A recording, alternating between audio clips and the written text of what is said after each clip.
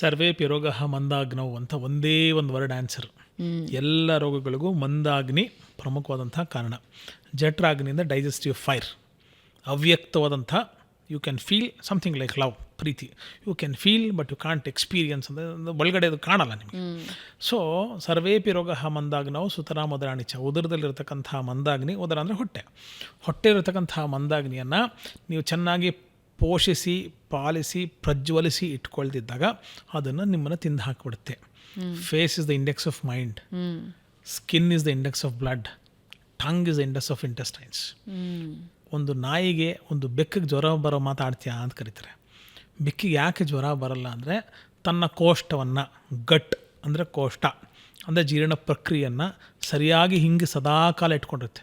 ಅದು ಇಲ್ಲಿ ತಿನ್ನುತ್ತೆ, ಜಿರಳೆ ತಿನ್ನುತ್ತೆ, ಮತ್ತೊಂದು ಮಗದೊಂದು ಅತ್ಯಂತ ಹೆಚ್ಚಿನ ಆಹಾರಗಳನ್ನು ಅನಿಯಮಿತವಾಗಿ ಸಿಕ್ಕದಾಗ ತಿನ್ಬಿಡುತ್ತೆ.